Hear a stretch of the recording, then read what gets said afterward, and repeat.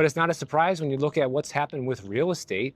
Home prices have exploded far beyond what the median income can afford these days. Like I reported to you last week, only about 30% of the homes on the market for sale are actually affordable for the median income home buyer these days. And of course, all of the housing advocates will just tell you, well, we're just short homes. We just need to build more houses.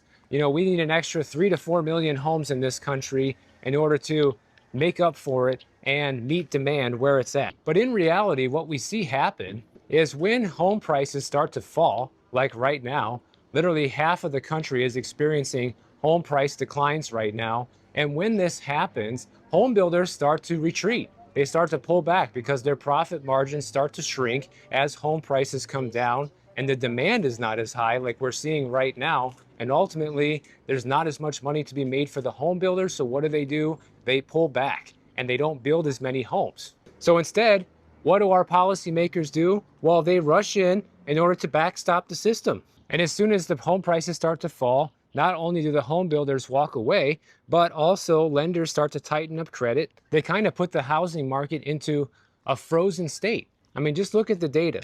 Mortgage delinquencies are rising, not just among the subprime borrowers, but among middle-class families too. We have 15.3% of pending sales fall through as of the July 2025 numbers, which is the highest cancellation rate on record. And housing starts dropped about 10% and permits by even more as builder confidence sinks to its lowest level since 2012, which was the aftermath of the GFC. And to give you an example of how the home builders walk away from the market when the going gets tough, like right now, KB Homes, well, they just canceled about 10,000 lots because the expected returns were not high enough. And it's not about land and it's not about zoning. It's about a financial system that only works if the prices keep going up. That's all they want. They want prices for homes to keep going up. Government wants it. Home builders want it because that's where the money's at. The government gets higher property taxes and the home builders make higher profits. And instead of letting prices fall, what do?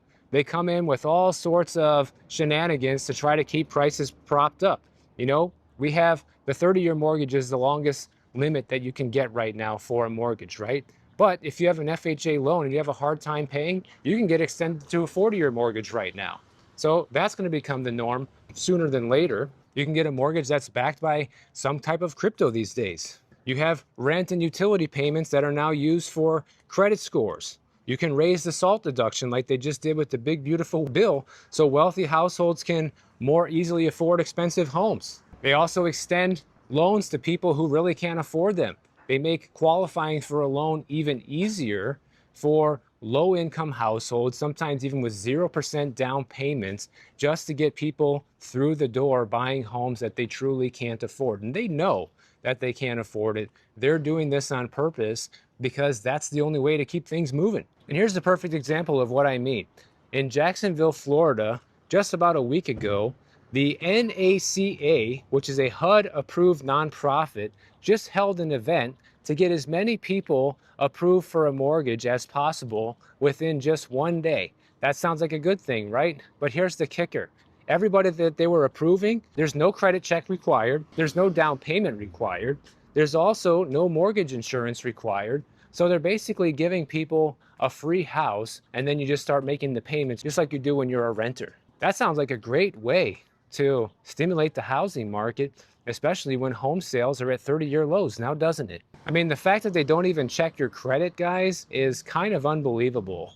And they claim that the foreclosure rate on these type of loans is actually less than 1%.